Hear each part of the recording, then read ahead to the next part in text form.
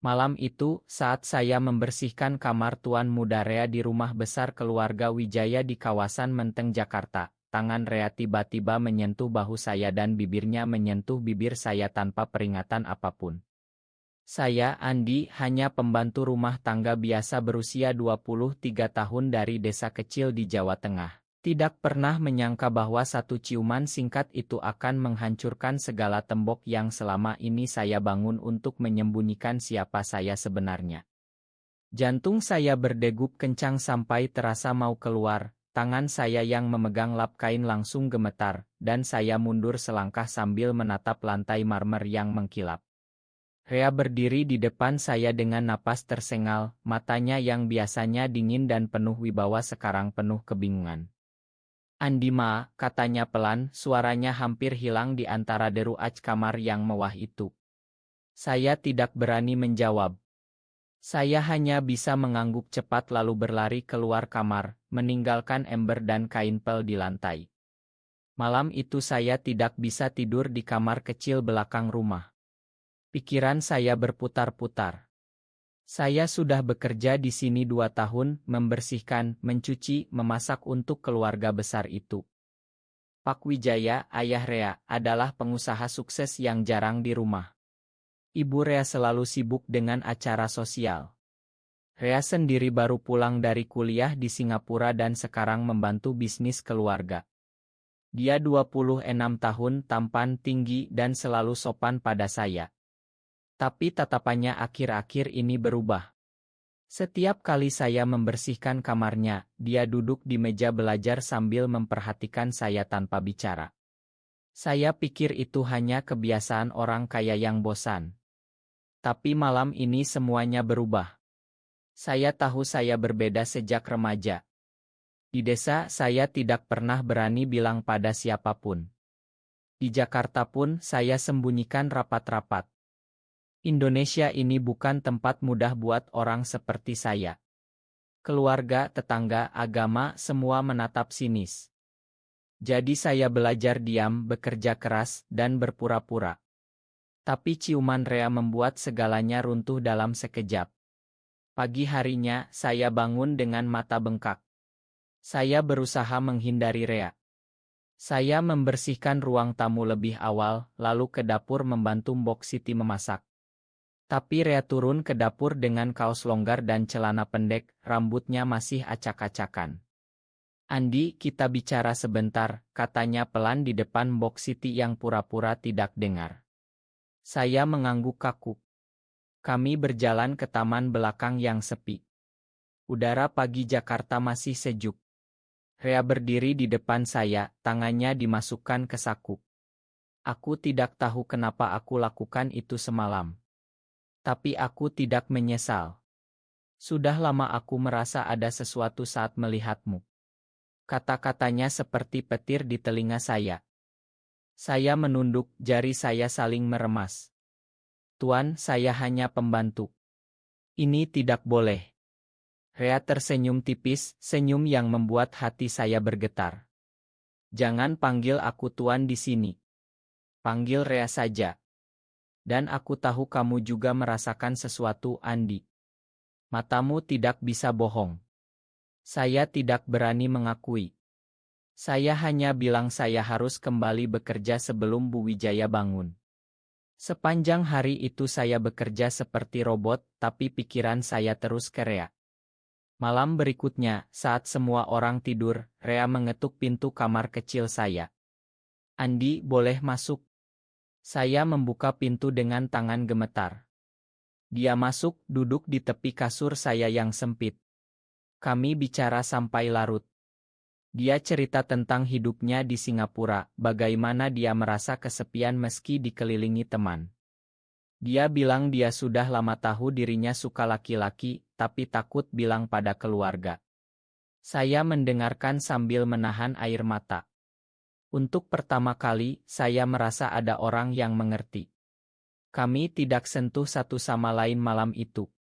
Hanya bicara, tertawa pelan, dan berbagi cerita kecil. Saat Rea pamit pulang ke kamarnya, dia pegang tangan saya sebentar. "Besok kita lanjut lagi ya?" Saya mengangguk.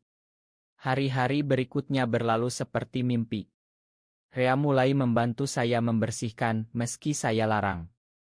Dia belajar masak dari saya di dapur malam hari. Bok Siti curiga tapi diam saja. Saya mulai merasa hidup saya punya warna. Tapi di dalam hati, saya tahu ini berbahaya. Keluarga Wijaya sangat konservatif. Pak Wijaya sering bilang di meja makan bahwa laki-laki harus laki-laki. Ibu Rea sibuk cari jodoh untuk anaknya. Saya tahu tempat saya hanya di belakang, bukan di samping Rea. Tapi setiap tatapan Rea ke saya, setiap senyum kecilnya, membuat saya lupa segalanya. Sampai suatu malam, saat hujan deras mengguyur Jakarta, Rea datang lagi ke kamar saya. Kali ini dia tidak hanya bicara. Dia memeluk saya erat, dan saya tidak menolak. Pelukan itu terasa hangat di tengah dingin kamar kecil saya. Rea berbisik di telinga saya, aku sudah lama menahan ini, Andi. Sejak pertama melihatmu membersihkan kolam renang dengan keringat di dahimu, aku tahu kamu spesial. Saya tidak bisa jawab apa-apa. Saya hanya balas pelukannya, merasakan detak jantungnya yang cepat sama seperti milik saya. Malam itu kami hanya pelukan dan cerita. Rea cerita tentang tekanan keluarganya yang ingin dia menikah dengan anak teman bisnis ayahnya. Saya cerita tentang ibu saya di desa yang sakit-sakitan dan butuh biaya pengobatan. Rea dengar dengan serius, lalu bilang dia akan bantu. Kamu bukan hanya pembantu buat aku, Andi. Kamu lebih dari itu. Kata-kata itu membuat saya menangis pelan. Besok paginya, saya bangun dengan perasaan campur aduk. Senang, takut, bingung. Saat saya menyapu halaman, Bu Wijaya memanggil saya. Andi, kamu kelihatan kurang tidur. Jangan kerja terlalu keras ya. Saya tersenyum kaku. Rea muncul di balkon atas, melambai kecil ke saya. Hari-hari berikutnya, hubungan kami semakin dekat. Kami bertemu setiap malam di taman belakang atau di garasi saat sopir sudah pulang. Rea ajak saya nonton film di kamarnya pakai laptop, kami duduk berdekatan di lantai. Dia pegang tangan saya diam-diam, saya merasa seperti orang biasa, bukan pembantu. Tapi suatu sore, saat saya mencuci mobil, teman kerja saya yang lain, Udin, melihat Rea berdiri di jendela kamarnya memperhatikan saya dengan senyum aneh. Udin bilang pelan, hati-hati, Di. Anak majikan itu aneh akhir-akhir ini. Saya pura-pura tidak dengar. Malam itu Rea datang lagi. Kali ini dia bawa kue kecil dari toko mahal. Buat kamu, katanya. Kami makan bersama sambil tertawa. Rea cerita tentang masa kecilnya yang kesepian karena orang tua sibuk. Saya cerita tentang desa saya yang miskin tapi penuh kenangan. Lalu Rea bilang pelan, Andi, aku ingin kamu tahu aku jatuh cinta sama kamu. Kata-kata itu membuat dunia saya berhenti sejenak. Saya balas, saya juga, Rea. Tapi kita ini tidak mungkin. Rea pegang wajah saya. Kita buat mungkin. Pelan-pelan. Kami mulai merencanakan pertemuan di luar rumah. Rea ajak saya ke kai kecil di Kemang malam minggu. Saya pakai baju terbaik saya yang sederhana. Kami duduk di pojok, bicara seperti pasangan biasa. Rea cerita tentang mimpi dia buka bisnis sendiri, lepas dari bayang-bayang ayahnya. Saya cerita ingin buka warung kecil di desa suatu hari. Tapi saat kami pulang, hujan turun lagi. Di dalam mobil, Rea berhenti di pinggir jalan sepi dan mencium saya lagi. Kali ini lebih lama, lebih dalam. Saya merasa seluruh tubuh saya hangat. Tapi saat kami sampai rumah, Pak Wijaya sudah pulang lebih awal. Dia melihat kami turun dari mobil bersama. Rea, kamu dari mana malam-malam begini? Dan Andi, kamu ikut? Rea cepat jawab, Andi bantu saya ambil barang di kai, Pak. Pak Wijaya mengangguk tapi matanya curiga. Malam itu saya tidak bisa tidur. Saya takut rahasia kami terbongkar. Besok pagi, Rea kirim pesan lewat ponsel murah saya, jangan khawatir. Aku lindungi kamu. Tapi perlindungan itu mulai diuji. Ibu Rea mulai ajak Rea ke acara-acara sosial, perkenalkan dengan gadis-gadis cantik. Rea cerita ke saya sambil kesal. Aku harus pura-pura Andi. Tapi hatiku cuma buat kamu. Saya paham, tapi sakit juga. Suatu malam saat Rea sedang di acara keluarga, saya duduk sendirian di kamar. Saya pikir mungkin lebih baik saya berhenti. Tapi saat Rea pulang larut dan langsung ke kamar saya, dia memeluk saya erat dan bilang, aku tidak tahan lagi pura-pura. Aku mau kita jujur suatu hari. Pelukan itu membuat saya lupa segala ketakutan. Kami mulai saling berbagi mimpi kecil. Rea ajari saya bahasa Inggris dasar. Saya ajari dia masak rendang sederhana. Tawa kami semakin sering. Tapi Udin mulai bertanya-tanya. Kamu sering sama anak majikan ya, Di? Saya jawab biasa saja. Di dalam hati, saya tahu badai mulai mendekat. Suatu sore, saat saya menyiram tanaman, Rea datang dari belakang dan pegang pinggang saya sebentar di taman yang sepi. Aku kangen, bisiknya. Saya tersenyum, tapi langsung mundur saat mendengar langkah kaki. Bok Siti lewat. Dia tidak bilang apa-apa, tapi matanya penuh tanya. Malam itu Rea datang lagi dengan wajah lelah. Ayah mulai tanya kenapa aku tidak mau nikah. Aku bilang masih mau fokus bisnis. Kami duduk berhadapan di kasur sempit saya. Rea pegang tangan saya erat. Andi, kamu mau lanjut sama aku? Meski susah. Saya mengangguk. Mau. Tapi saya takut. Rea cium kening saya. Kita hadapi bareng. Hari-hari berikutnya penuh rahasia kecil yang manis. Kami kirim pesan diam-diam, Rea bawa makanan kesukaan saya saat pulang kerja. Saya sisihkan waktu buat dia meski capek. Tapi tekanan mulai terasa. Pak Wijaya panggil Rea ke ruang kerja lebih sering. Ibu Rea mulai atur kencan buta. Saya lihat Rea semakin lelah setiap kali pulang. Tapi setiap malam di kamar kecil saya, dia selalu bilang, kamu kekuatanku, Andi. Saya mulai percaya bahwa mungkin, hanya mungkin, cinta kami bisa bertahan. Cinta kami tumbuh pelan seperti tanaman di taman belakang yang saya rawat setiap hari. Rea mulai ajak saya ke tempat-tempat yang lebih jauh. Suatu Sabtu sore, dia bilang, kita ke Ancol ya, Andi. Pakai mobil saya yang kecil, tidak ada yang curiga. Saya ragu, tapi akhirnya ikut. Di pantai, kami berjalan jauh dari keramaian. Rea pegang tangan saya diam-diam saat tidak ada orang. Lihat laut itu, Andi. Sebesar itu perasaanku sama kamu. Saya tersenyum, merasa seperti mimpi. Kami duduk di pasir, bicara tentang masa depan. Rea bilang ingin buka kai kecil bersama saya suatu hari.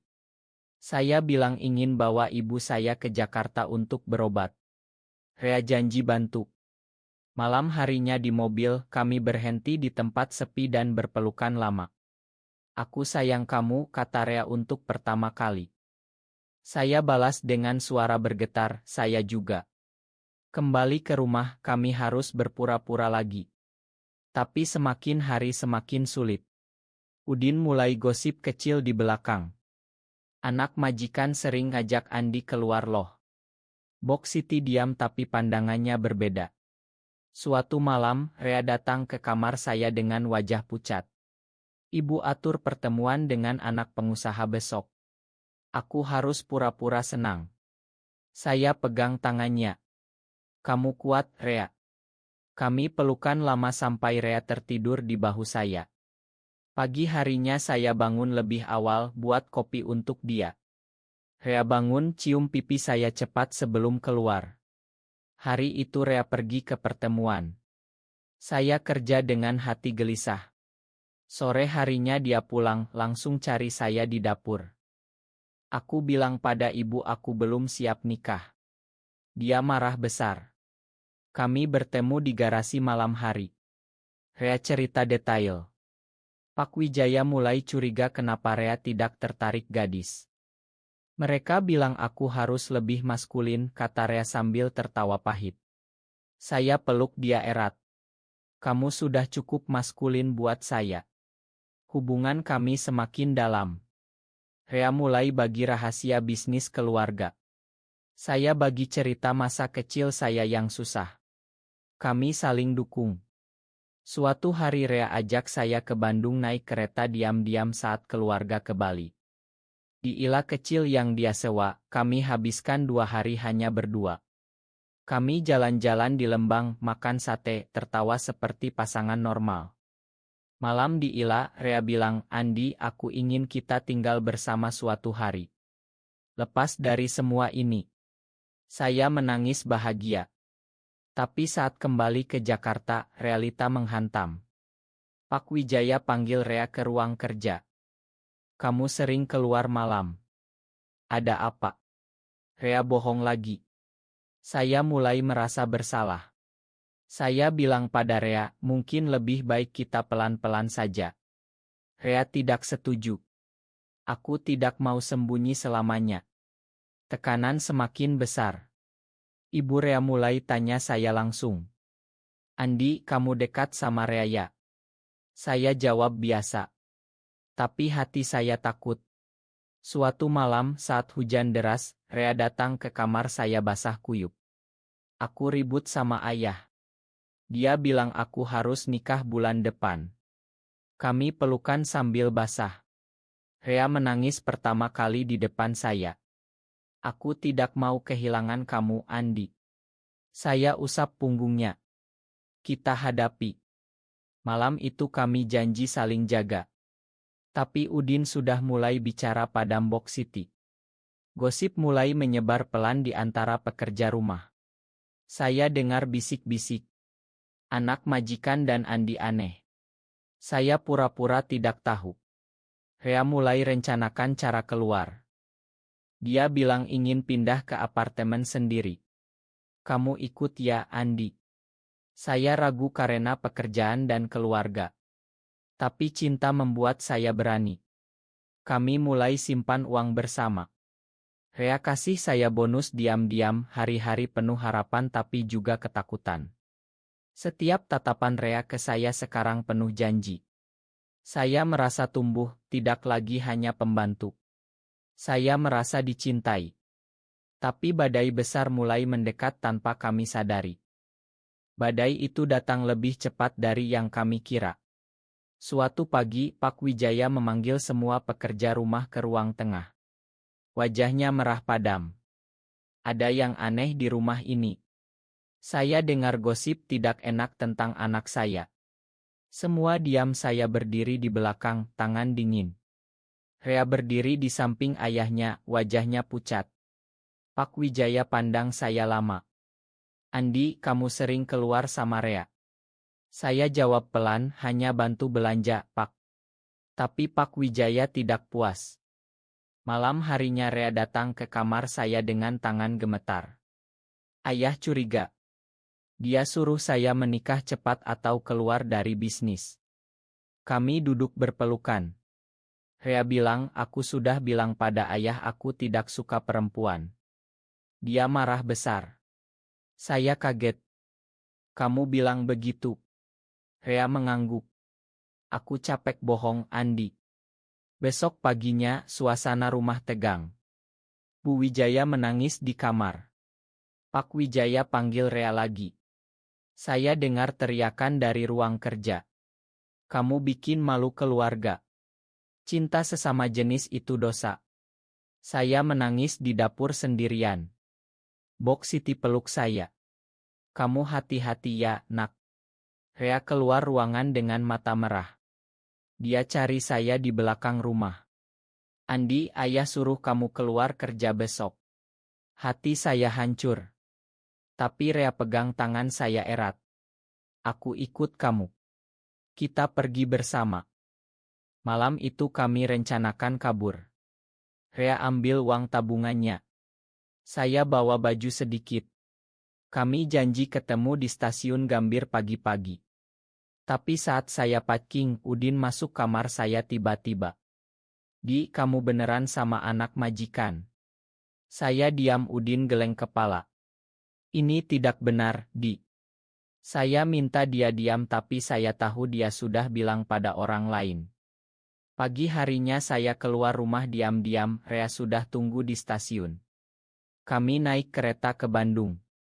Di kereta, Rea peluk saya. Kita mulai baru. Di Bandung kami sewa kamar kecil. Rea cari kerja relance. Saya bantu di warung makan kecil. Kami bahagia meski susah. Rea bilang, "Ini rumah kita yang pertama, Andi."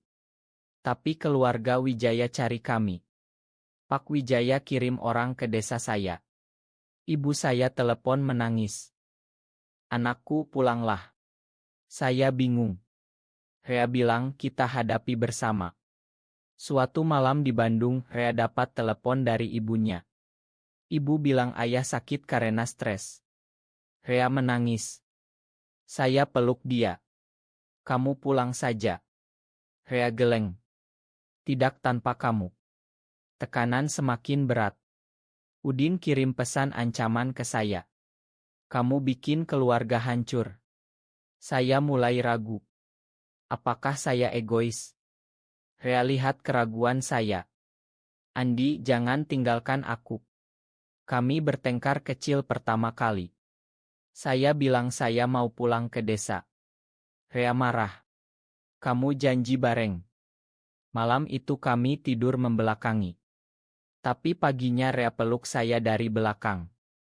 "Ma, aku butuh kamu." Kami baikan. Tapi kabar buruk datang. Pak Wijaya masuk rumah sakit. Rea harus pulang. "Aku pergi sebentar. Tunggu aku ya." Saya mengangguk. Tapi saat Rea pergi, saya merasa sendirian lagi. Rea pergi 3 hari. Saya kerja di warung sambil tunggu kabar. Pesan dia datang jarang karena keluarga awasi. Suatu malam Udin telepon saya. "Andi, keluarga Wijaya tahu kamu di Bandung. Mereka kirim orang." Saya panik. Saya pindah ke penginapan kecil. Rea telepon akhirnya. "Ayah masih sakit. Tapi aku bilang aku cinta sama kamu." Mereka marah besar. Suara Rea lemah. "Aku akan balik besok." Tapi besoknya orang suruhan Pak Wijaya datang ke warung. Mereka ancam saya. "Pergi jauh-jauh atau kami laporkan." Saya lari ke stasiun. Rea datang malam harinya dengan wajah lelah. "Andi, ayah suruh aku pilih. Keluarga atau kamu." Kami pelukan di kamar penginapan. Rea bilang, "Aku pilih kamu." Tapi saya lihat dia hancur. Saya bilang, "Rea, pulanglah. Saya tidak mau kamu kehilangan semua." Rea marah. "Kamu mau tinggalkan aku?" Kami bertengkar hebat. Saya bilang saya akan kembali ke desa. Rea menangis. "Kamu pengkhianat." Malam itu dia pergi. Saya duduk sendirian, hati hancur. Besoknya saya naik kereta ke Jakarta lalu ke desa. Ibu saya peluk saya menangis. "Anakku, apa yang kamu lakukan?" Saya diam di desa, saya kerja di sawah. Tapi setiap malam saya ingat Rea. 2 minggu kemudian, Rea muncul di depan rumah saya di desa. Rambutnya acak-acakan, mata merah. "Andi, aku tinggalkan keluarga. Aku jual mobil, ambil uang sendiri. Aku mau sama kamu." Saya kaget. Kami pelukan di depan ibu saya yang bingung. Rea tinggal di desa, bantu saya kerja. Keluarga Wijaya putus hubungan. Rea sakit hati tapi kuat. Kami mulai bangun hidup baru. Rea ajar anak desa bahasa Inggris.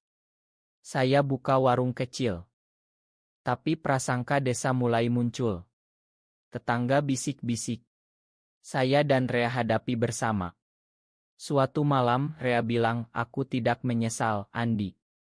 Kamu adalah rumahku." Saya tersenyum. Tapi Udin datang ke desa bawa surat dari Pak Wijaya.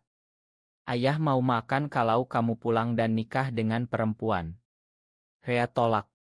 Aku sudah bahagia di sini. Konflik semakin dalam. Saya merasa bersalah. Rea lihat itu. Jangan ragu lagi. Kami mulai rencana masa depan. Rea buka bisnis kecil online. Saya dukung. Perlahan kami tumbuh bersama. Tapi hati saya masih takut. Apakah ini langgeng? Waktu berlalu cepat.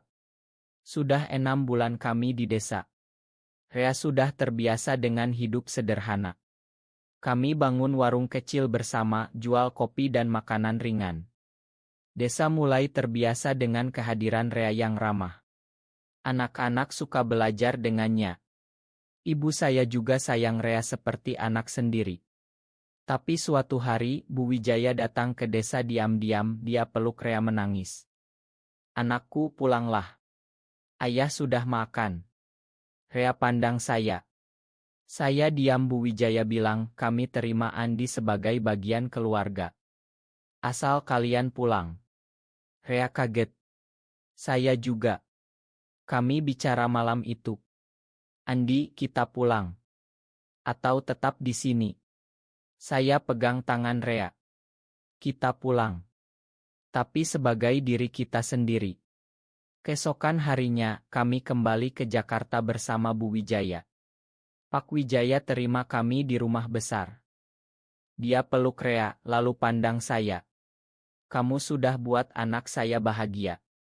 Terima kasih. Keluarga mulai belajar menerima. Rea buka bisnis sendiri.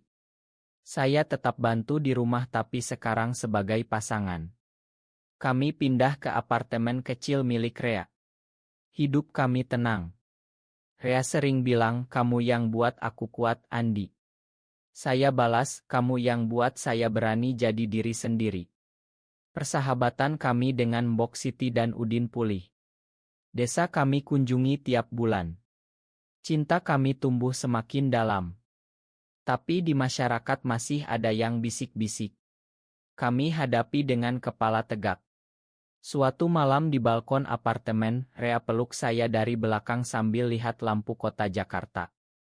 Andi, terima kasih sudah bertahan. Saya tersenyum. Kita bertahan bareng. Perjalanan kami penuh air mata, pengorbanan dan akhirnya kebahagiaan. Kami tumbuh sebagai pria yang lebih baik, lebih kuat. Cinta sesama jenis kami buktikan bisa mengubah segalanya. Apakah benar cinta sesama jenis selalu harus disembunyikan selamanya di negeri ini?